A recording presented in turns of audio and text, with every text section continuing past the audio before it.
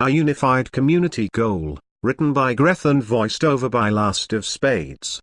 Last time I wrote to Hi-Res I was drawing a line in the sand. To make them realize what they were doing, I directed my manifesto to the powers that be, to Todd Harris. To my amazement he responded, we talked and I took away many things from that conversation. Thanks to extensive lobby work by both IBN's Winters, Creature from Team IDK, and the benevolence of Hi-Res, but I was also allowed to attend Gamescom. Many things were discussed and it truly made me understand the reality of the games industry up close. I learned much in a very short time and it has taken me a while to process it all. It's taken me a lot longer to compile my views and ideas than I expected, and it pleases me to see that some community members have come to the same conclusion as me and some requests have already been implemented, like the server browser. But I will apologize in advance, I don't think I'll keep this thing under 5,000 words, I'm sorry. It is long enough, I hope you'll wonder. Since I've started writing the outlines of this article in September, many things have changed. There is no longer an ever-present gloom hanging over the competitive community, there is help and careful enthusiasm. We are once more building things and more of us are coming to terms with the hand we're dealt. And although I am fully aware of the reality of our situation, I can't help but try to make a dent in the corporate dogma we're facing. The purpose of this piece is to explain to every party involved that what we are doing can be done far more efficiently. Both community and developer have the same goal, be it for different reasons. The goal has always been simple, for Tribes Ascend to become something big. For competition to thrive, for the playbase to grow. There has been much talk of passion and potential but nothing much to show for it. Hi-Res Studios' approach has been conservative, sticking to what has worked for others without a clear understanding of why others might have taken said route. To both the developer and the community I will then say, there is no shortcut to victory here. There is only a shortcut to mediocrity and acceptable success. So let's stop, get our act together, as a single entity. I'll apologize in advance for the loss of subtlety in some segments of the article. I try to be discreet and professional, but in the end, who are we kidding? If I spend my time sugarcoating everything, then I'd hit 50,000 words easily. Let us note the harshness down to passion. We're all adults here, and if my time with Bart and Nabil has taught me anything, they are fond of being candid. So I'll assume the same to be true for most of the studio. Including you, Mr. Eras. Hell, I got Todd to respond, can't blame a guy for being ambitious. The bottom line is simple. The community needs to come together on all fronts and needs to become an organized entity are we to harness the potential of Tribes. The community is doing just that, and I will dedicate a segment to the issues we still face and hopefully mark out the blueprint we are already following. The Tribes community is ancient and dedicated, and Hi-Res is incredibly open and willing to be involved. So can you please, as a company, stop damaging your own potential? Both developer and community are being dealt blow after blow because of dogmatic roadmap decisions. Because of these arbitrary rules that have been set for the further development of Tribes Ascend, you are inadvertently killing it in the long run. If not the game and its capacity to provide turnover, then the online community you've tried to motivate. A lot of evidence points to the contrary, but let me make it clear nonetheless. If the intention is just to string us along to get enough profit to move on, then I can classify you as certifiable. Tribes is not a throwaway IP, this is the one to focus on, to get things right. This document is designed to explain in detail why certain elements need to be implemented as soon as possible by any means necessary, because their benefit to the game will give an exponential return and will make the community, which is already fully committed to helping you in any way regardless of the current working conditions, grow with leaps and bounds, akin to a second launch of the game. These facts that I lay out cannot be denied. And I expect these utilities and facilities to be announced in one form or the other, for if this is not the case, then I don't see the point in continuing to spend every ounce of free time I have until these things have been implemented. We have waited long enough. and I speak for many when I say that I won't wait another year. Large events like Paris and Gamescom are great to generate hype, but it is fleeting. If there is no base to absorb and convert that hype, then it is pointless. And I'm not talking about random startup Web 2.0 websites, or even our community VoIP servers. The game is the platform. This is where the key to user retention lies. And this is your job as a developer. It is only then that an established active community can take over, and it is only then that it is acceptable for a developer to cut back. Again, I will not be talking to Hi-Rez Studios. Instead, I will be talking to the people who work there. To those that will one day make the decision to either elevate the Tribes franchise to something more, or to continue on with strip mining a hallowed IP, homeopathically reducing it until its name no longer incites hope and nostalgia. Unlike most, I don't believe all of you are handling out of corporate malice. I believe you are as passionate as any of us. You want Tribes to finally attain the grandeur it has always deserved. Yet it is because of planning Tribes Ascend with minimal resources and maximum revenue in mind that it has deteriorated. I understand the need for a proof of concept. A small studio needs to generate revenue quickly. A project needs to be deemed viable before any further resources can possibly be spent. However, from a community standpoint it was handled poorly. From a corporate view, even from a modern game design view, everything went better than could be expected, especially because of the state of the IP. Against better judgment, you still tried to listen to the chaos of feedback presented to you. Yet it is never enough. The truth, as I understand it, is that you have been treating symptoms without an understanding of why exactly certain demands are considered vital beyond the obvious utility they would provide. I will explain to you why certain changes and utilities need to be implemented, why spending resources on them are not simply a luxury but integral to the survival and growth of the franchise. Indeed, it could become something more altogether. My words reek of delusions of grandeur. And I need them to do so. I am fully aware of the situation we find ourselves in. A small community of which the active members range in the dozens, a competitive group ranging in the hundreds, and an active player base ranging in the thousands, while other franchises are counting millions. But for the sake of argument, I am going to think big with my words. As with my previous article, the potential to make Tribes Ascend a global phenomenon, catapulting Hi-Rez Studios easily to the level of Riot. All you need to do is leave behind any reasonable strategy you might have thought of and listen to every word this silly long-haired Belgian, who works in antiques, has to say. I might be overly explanatory, and you might find that condescending. Rest assured, this is not the intention. I just don't want to leave much room for interpretation or misunderstanding. With that, I will continue to the actual article. It will address the community and the developer in turn. I want both parties to be aware of each other and understand what the other has to achieve in order for us to reach our goals. Let us begin. Islands of sand. It is an analogy I have used often, but it has been almost 3 years to the day when I first visualized it as this. I had seen the effect many years before, but it had taken me a long time to visualize the concept, or perhaps I've never had the need to describe it. Games are islands of sand. Clear white banks somewhere out in a forgotten corner of the Pacific. The grains of sand represent those who play the game, ocean and wind representing the entire spectrum of human emotion, unfiltered as it would be on the internet. As time passes, sand gets caught on the base of coral or volcanic origin, the developer team if you will, the dead coral being their quality assurance team. The waves responsible for the first deposits of sand are unrelenting, dragging up new sand from the depths of the ocean, but also eroding it away. A large island can form, given a chance by the elements, but as the island grows, the elements' effects will also increase. A vicious cycle is formed. Islands grow and wash away, but they never truly disappear. Foundations remain, as the old sand turns to cement. It is then that island after island is created. Sand gets more and more scattered until essentially the islands are cannibalizing each other through entropy. Eventually all that results in an endless landscape of once great islands.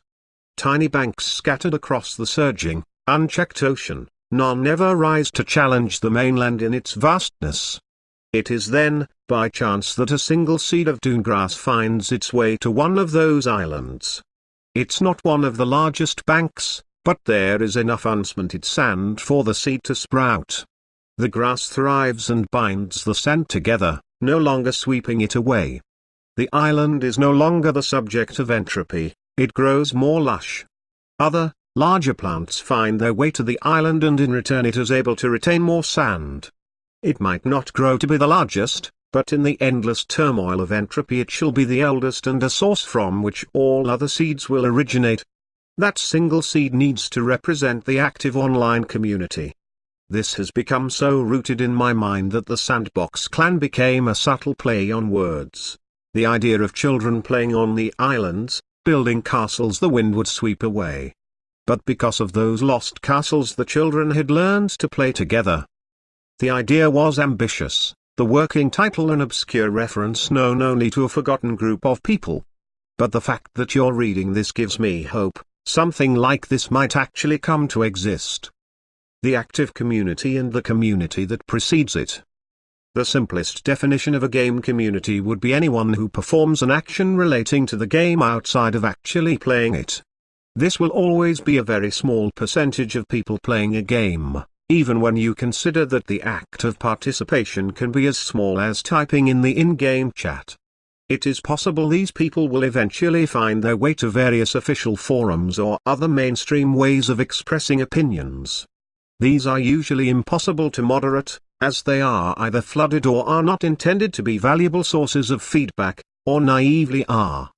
Polls and surveys developers might send out, or open questions and answers sessions appeal to the same group of people.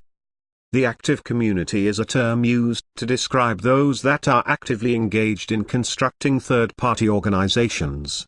These are people that have filtered through from the general community to find themselves in a position of responsibility and commitment to the game. Here the step from game to hobby is made in the pursuit of potentially something more. The game becomes something you can't walk away from anymore. Indeed, the management of the game usually means more time is spent on administration than actually playing.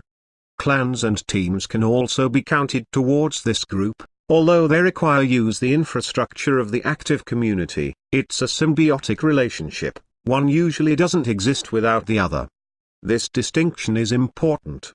And I ask of all of you to no longer use the term the tribes community as the representation of the unified tribes ascent hive mind. It doesn't exist. Use individuals or organizations, but let us stop their generalization and combat it wherever we see. Argumentum ad populum. The individuals making up the brunt of the community only represent themselves. They have no ties to the rest of those using the medium. They make their contributions and that is where their involvement will end. Some become fixtures of the community and might band together, but are otherwise blind to what is happening around them. Most of their feedback existing in a vacuum. They come and go, their initiative giving form to how the community as a whole is presented to the outside world, losing the individual opinion to the community as an entity. However, this entity will never be seen to speak on its own. It will always be the opinion of this ragtag collection of individuals with no true burden of responsibility or accountability. It is then by outside sources that the community is personified using a very small percentage of the user base. This is simple human nature, so it is time for us to grow out of this basic fallacy and organize against it. I will quickly say that this also happens with high-res studios, and as such is very detrimental to the active community's attempts at communication. The active communication then becomes the sole purpose for this community to exist. Some remnants of actual information remain, and if an issue is large or obvious enough to the largest part of this hive mind, then it will shine through. Yet the conversation that takes place is only remotely valid through heavy interpretation. We've seen this happen with tribes ascend on more than one occasion. Valid feedback is absorbed and corrupted. A confused solution is found to match random criteria of what the hive mind has asked. The result is never satisfactory, The hive mind ridicules, and those whose opinions are backed up with facts and knowledge fade into rage, see, Bella Omega, physics, etc. It's very much the mistake of the developer to try and interpret opinions of several individuals out of a swirling vortex of information without demanding detailed and debated information from people with actual credentials or those who have opinions and arguments backed up by knowledgeable people. The other issue is that developers have always been silent and have never engaged proper in discussions, or at least provided parameters for discussion. You might laugh at that, looking at some of the violent responses Hira's involvement has caused, but I laugh right back and say that you reap what you sow. The Hira's forums are a lost cause as they have already been allowed to run rampant. What is needed is a community-moderated, free of Hira's resources forum where the active community can regulate and demand a standard of communication, devoid of fallacy, where feedback demanded from the developers can be higher than simply picking an option on a poll. Something that is less random and impulsive than the attempted tribal councils. Tribes is a complex enough game to warrant such exorbitant measures. For a solution I might look towards GameShrine.org, as they are already a hub for competitive events. Because there is no burden of proof, the loudest voices can proclaim whatever they want. Because they stand out in the crowd, they gain in credibility regardless of what they say holds true or not. Even if they are wrong, if they are persistent enough, they will gain recognition. Autos versus Onifuser. Others will either support or mimic them. Even if someone openly defies them, the attention will do nothing to diminish popularity. Arguments, phrases or opinions get bandwagoned by sycophants and acolytes, sometimes under the guise of humor. But eventually the humor of a statement is lost, and those new to the scene, oblivious to history and reference, will simply parrot whatever opinion is popular in order to fit in and feel important. It is this sort of behavior that needs to be combated by organizations within the community before the face of this community is determined by rampant mimetic behavior. This is why I helped start wilderzone.org. Reddit is a perfect example of a forum where a destructive voice can gain a mimetic audience, to nobody's interest besides the participants' hollow amusement. It is only when established organizations take part in a particular sentiment, hopefully not without evaluating the evidence or by simply quoting common outcries, that a developer should be allowed to take action on a subject. Feedback should be seen as more valuable when it comes from a source outside the self-fostered forums. In return, the active community needs to embrace pieces of good data coming from said forums, yet it should be the active community that determines to a degree whether or not input is viable or not. To the members of the active community reading this is our prerogative. It is our sole purpose to provide every means necessary for the developer to allow to communicate with us with the least possible effort or cost. It's unfair to those working in their spare time to provide a platform of improvement for those earning from it. But it is the reality we are faced with. We cannot hope for the developers to understand every aspect of the game on a competitive level. Neither can we for a player to master all roles and positions available. Common enemy. Both developer and active community have the same goal. There is no reason, once means of communication of sufficient standard have been established, why there has to be a veil of secrecy surrounding changes. Why game-changing additions need to be withheld until the last possible moment so there can be no organized response from those the changes are intended for. Why indeed does a development change have to be arbitrary? Allow me to lapse out of the preaching use of words here and be a bit candid. Every single time the community has come together on an issue, when planets aligned, the developer's choice has been just that bit off. Just that little bit different, or fixing an issue that wasn't part of the demands, or causing issues that invalidate the improvements made. Your timing usually sucks. I understand that this is part of the problem I discussed, that you can't be sure who is right because your own knowledge of complex balance and mechanic issues is purely academic. But this has to stop, as it has damaged the game more than done good. The precedent has been set with the removal of hit scan. And don't give me the closed development speech, I'll provide enough explanation to hopefully break that dogma.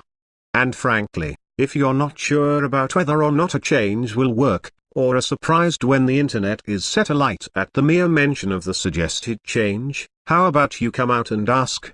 It is a fact that most of the people involved in the active community have a longer history with the Tribes franchise, as most of you do. Some are modders that have built part of the game you're trying to create. Others, like myself, have been around competitive games since the dawn of their existence. So once a channel of proper communication has been established, don't twist our words. Use them. And if you are not convinced, read on. We have only just begun.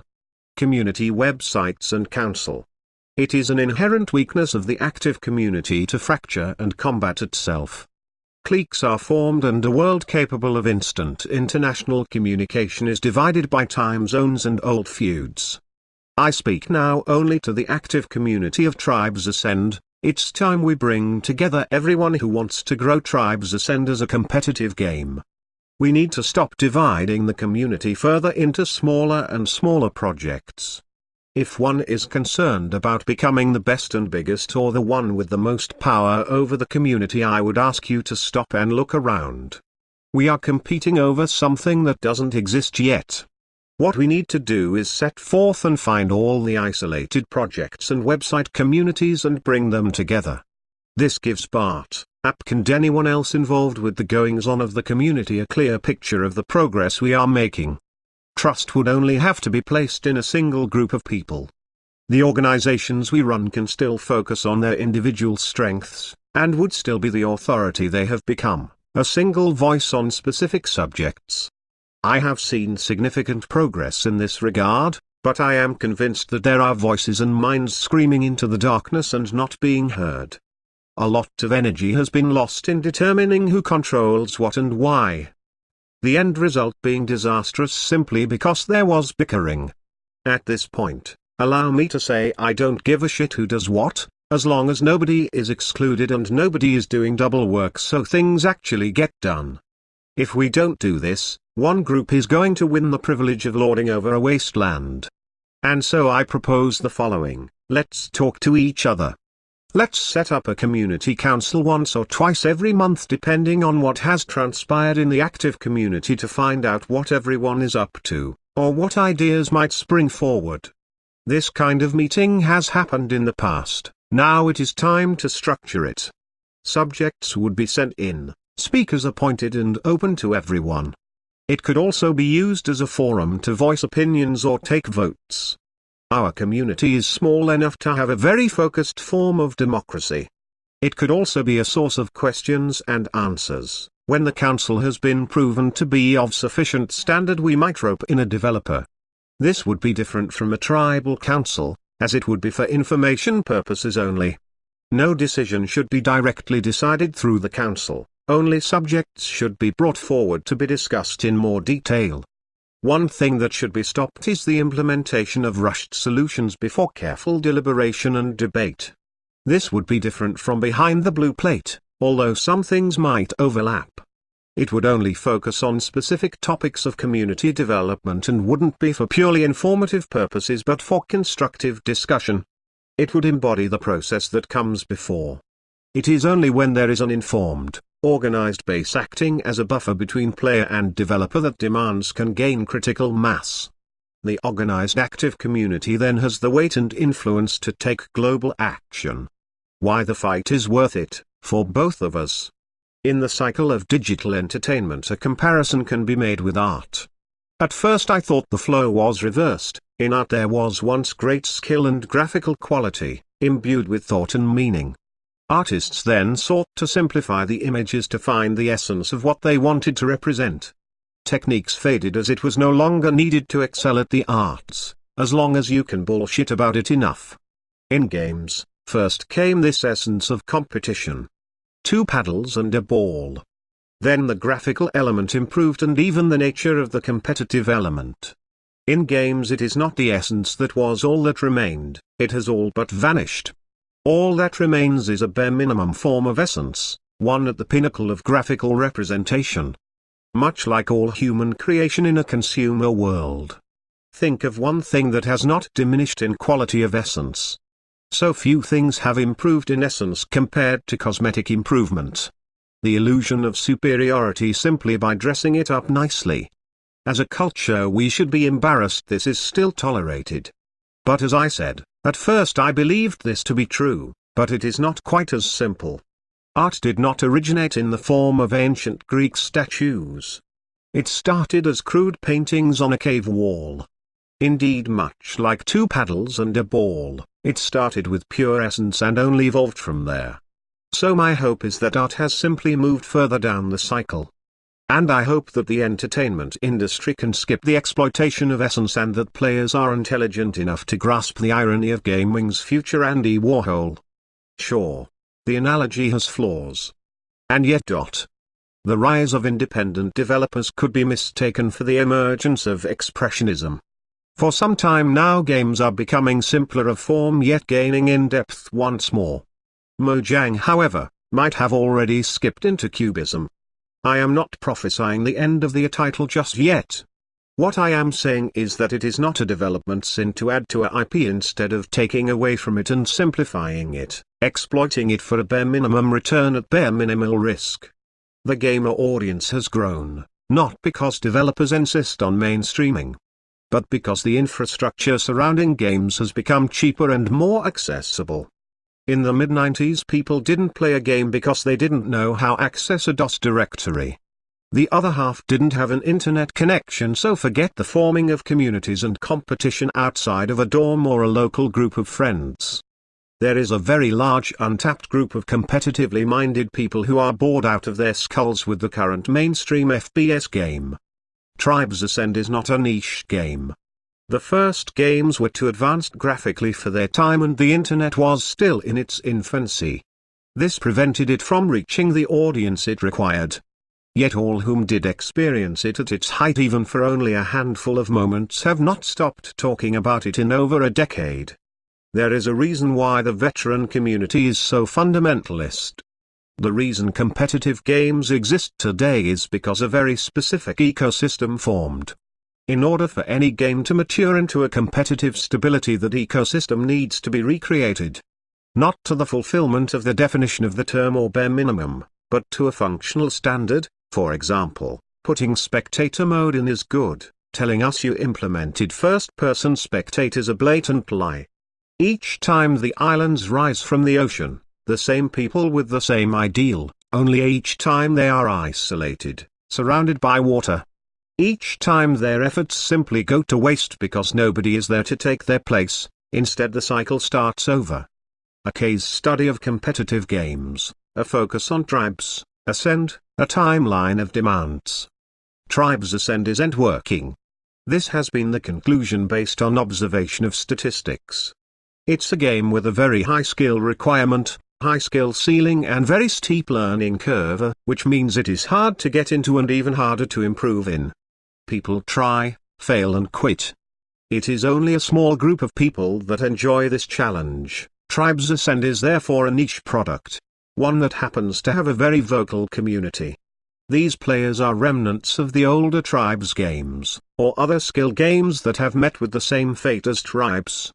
Tribes is for the most part populated with players who were already good at games.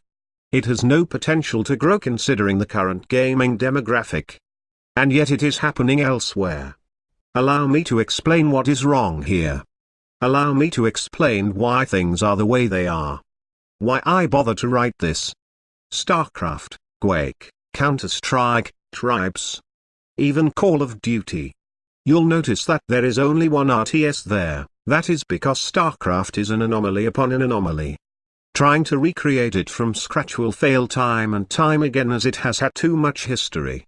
The same is true for all the others though, but none of them have had the fortune of Korea.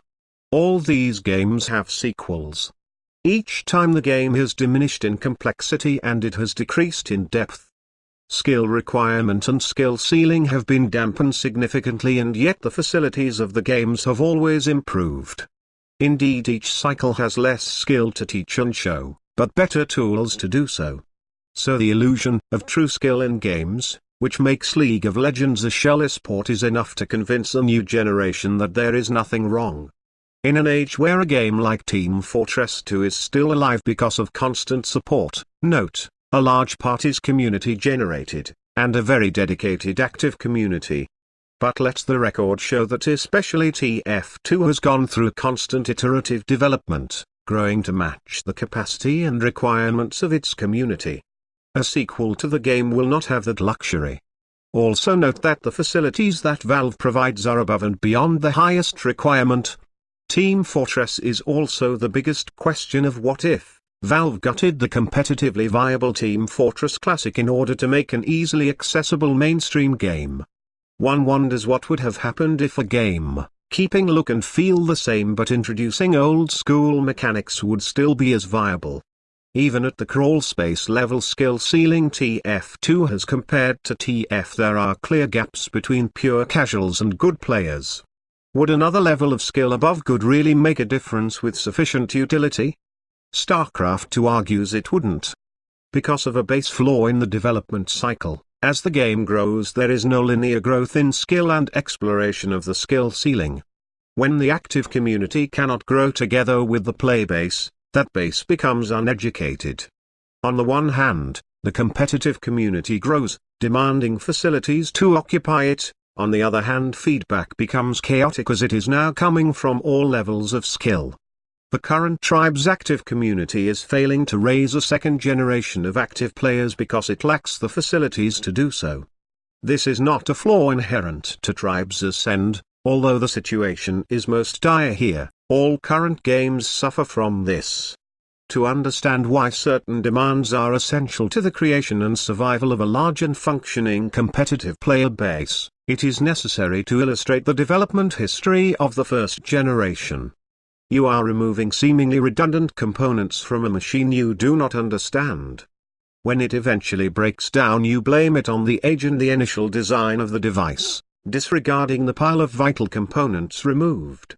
It is then also no surprise that veterans scream in rage after their initial requests. They are asking for the equivalent of bread and water, and inexplicably they are denied that. The developer stands as a foreigner, unable to speak the language of those it is supposed to provide for. The cultural barrier has caused for many insults on both sides. The attitude towards some of these issues is akin to casually repairing a nuclear reactor in the final stages of meltdown, taking a coffee break while your skin is already catching fire. If you find this insulting or wrong, then come out and say so. Detail what is to come. Say that things have been omitted because of budget concerns and then walk headfirst into the outcry for modding and custom maps. Opening a roadmap or at least a simplified version of it is not without precedent. World of Warcraft had an on-the-horizon segment for years. If you are worried that you'll fail to deliver on promises, most of the active community has enough understanding of these things to accept that. For others, any increase in negativity won't be noticed much. There is no escape from this. I'm not just talking about the obvious things here anymore. I am talking about your entire design philosophy. Creating the perfect competitive game is childishly simple if you're willing to put effort in listening to the right people and understand where it all came from. With that, let us descend in the origin and analysis of the competitive game. I'm sure nobody was expecting light reading at this point. It is the end of the 90s. The games industry produces the greatest games ever created. It is an age of hope, before the corporate entertainment industry destroys all innovation and creativity, before the failure of skill. Tribes Ascend inherited a community where all of the above was a given. The understanding of it was also a given. This is why Hi-Rez was considered incompetent and at fault for everything. Discarding any one of these facilities effectively kills long-term growth, prevents the active community from growing and resets all progress when moving to potential sequel. Effectively stranding the esport in a very wasteful loop. Instead of building the required long-lasting platforms, it has become a disposable marketing generator. In a sense, it is not fair for second-generation developers. Most of these features were developed over many years. But it is quite idiotic that a scene has to start over time and time again. If the goal is to create a true esport, not one to fade away after generating profit, but one to fill a stadium even a decade from now, then this is what must be done. The old values that created the first need to be embraced and cultivated, not seen as a side element.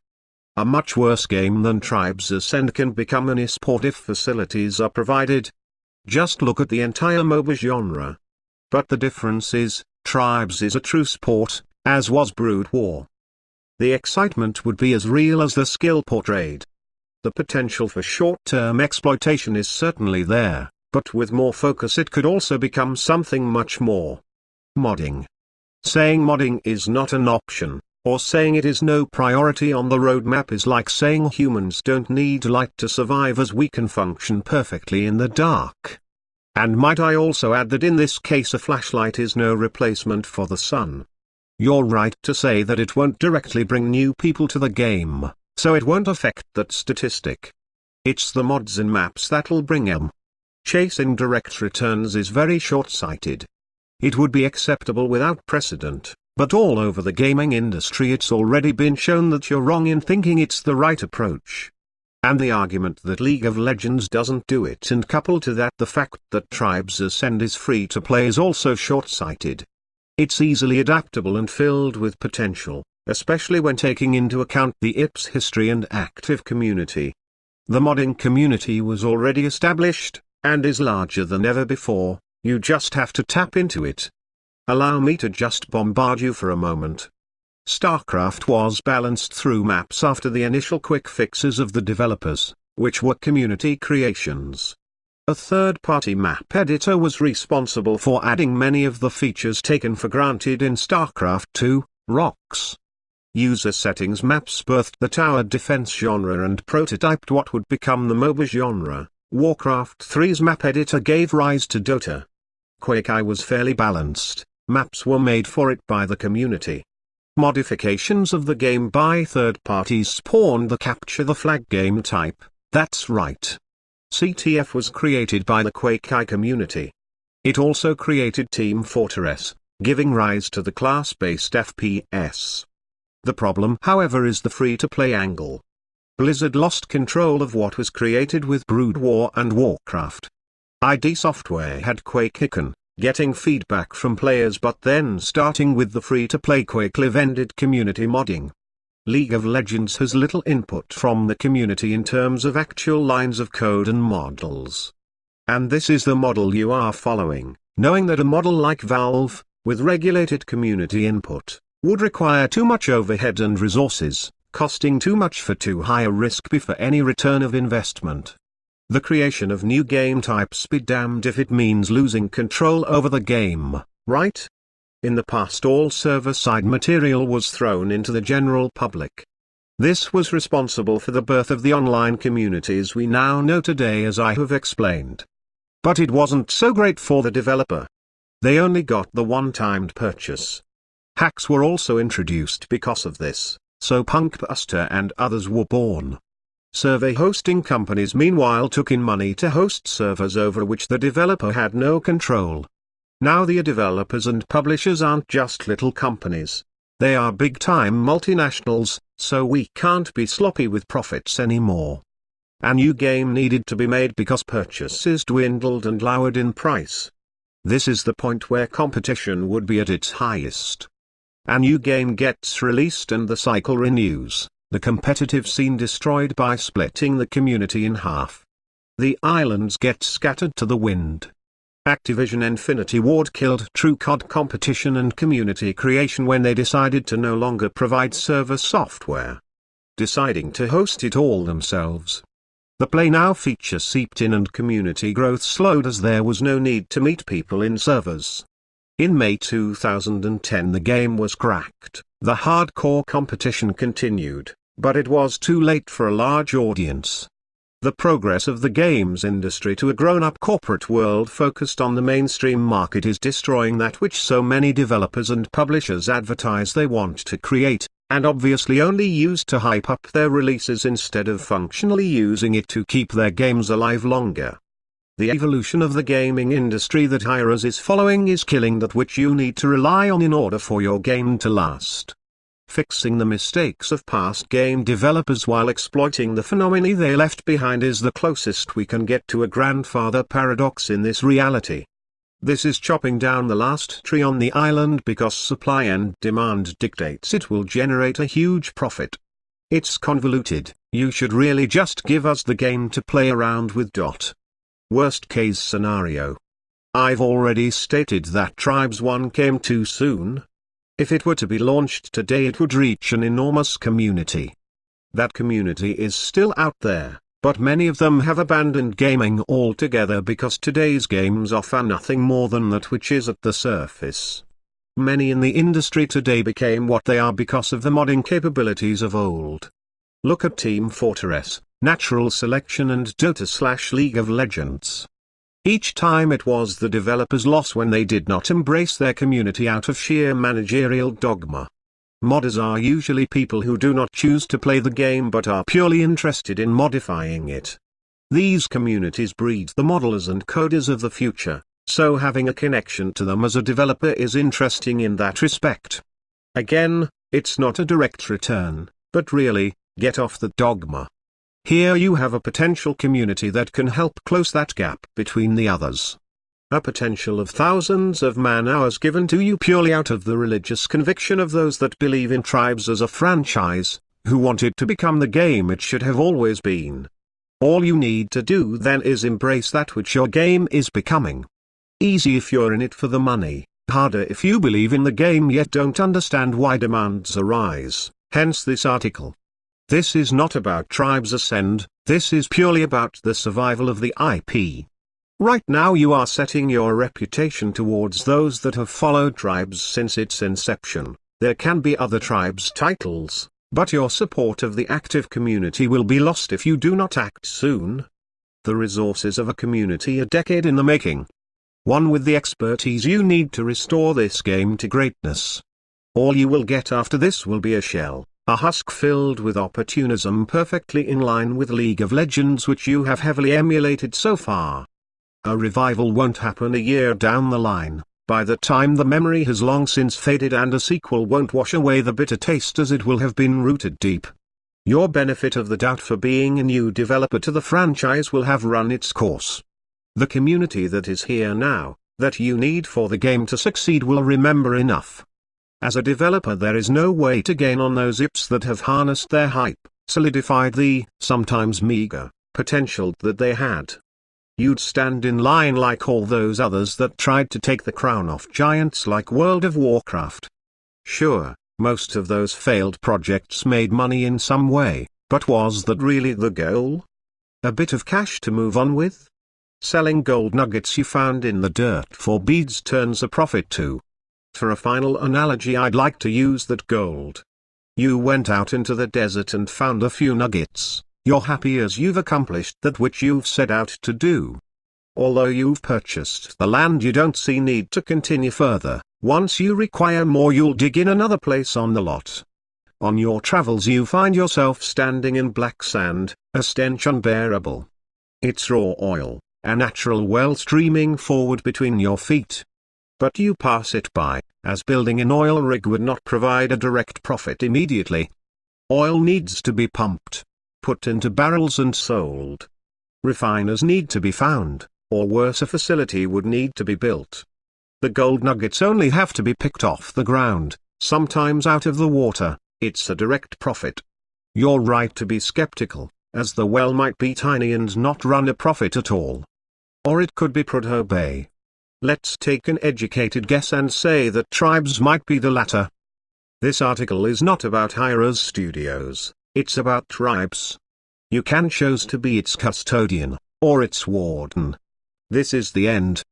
And so here we are, several months down the line where I first started writing. I think I've been polite and understanding.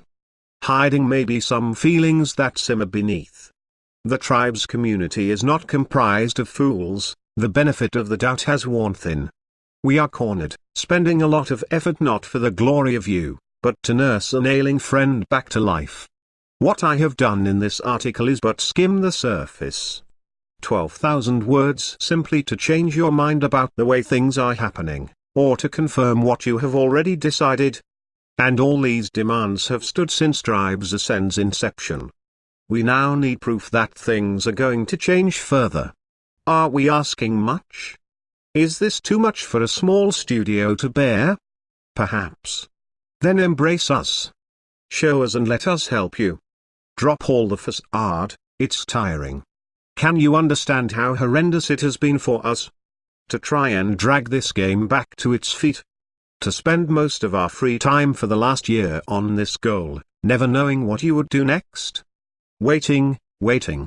Never getting a response worthy of a human being from anyone. But, Nabil, you've been the voice of hearers for me, now ask of the others to do the same.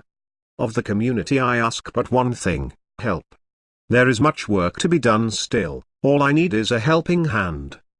The goal is simple, so why must we complicate things? I was willing to include a segment on balance and mapping issues, but it would have been too long to include. Somehow I hope that through direct dialogue of developer and community we can prevent me from writing another behemoth. The issues are clear, the dogma is also clear, but I am convinced that we can break it. All that I ask is for this article to form the first dent. Greths.